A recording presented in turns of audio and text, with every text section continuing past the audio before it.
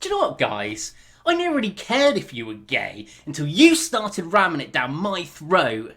You know, I never cared what colour you were until you started blaming me for your problems. I never cared about your political affiliation until you started condemning me for mine. I never really cared when you were born until you wanted to erase my history and blame my ancestors for your problems. You know, I never even cared if your beliefs were different to mine until you said that my beliefs were wrong. But you know what? Now I do care. My patience and tolerance are completely gone. And I am not alone in feeling like this. There are millions of us that feel the same way. And the silent majority are now on the rise because we've had enough.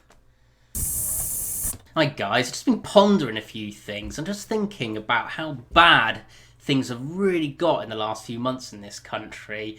You know, crime seems to be getting out of control. Knife crime in London, unprecedented amount, murders all the time, and it's happening in other towns and cities up and down the country. And of course, we've got the migrant crisis as well, with these migrants managed to breach our borders, coming over on dinghies. It's absolutely bonkers. And of course, the government are doing nothing at all to stop this from happening. The mind boggles to think that 80 years ago we stopped the Nazis from coming over, but now we can't even stop a few dinghies. And in fact, Border Force probably been told to actually come and help them, collect them in the middle and bring them back.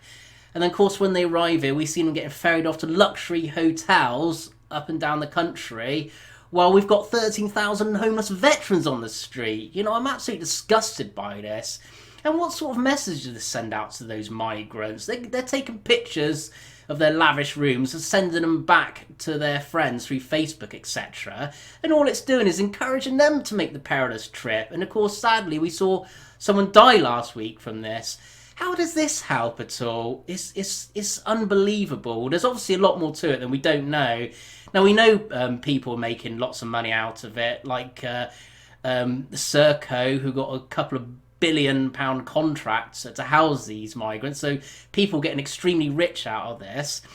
But we know from the immigration figures that only 5% of immigrants are genuine refugees. And they're more than welcome here. But the rest are economic migrants, and they've got to go back. We're looking at having a massive recession soon in this country, and that's just going to increase the burden on our welfare system. And the taxpayer, us, have got to fund these people. It's not fair that they're here in the first place. It would start to feel like second-class citizens now in our own country, and this is what's really grating a lot of people. And the mainstream media just fuel it. We've seen what they're like.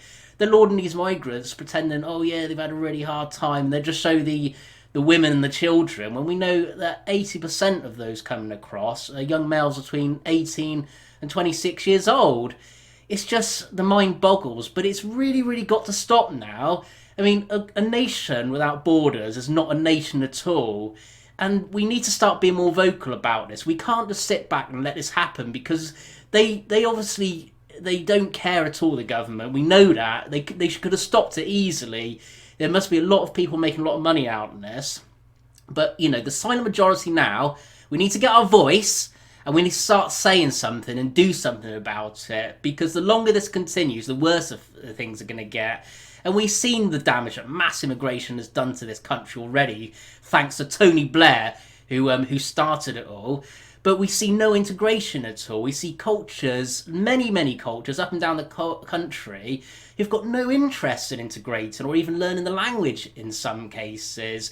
And because the rate of immigration, this mass immigration, people coming in, there's been no time to integrate properly. So what we're seeing is the balkanisation of our country. And this will cause problems in the future. We want harmony, but we've seen what this has done in other countries like Serbia and places like that.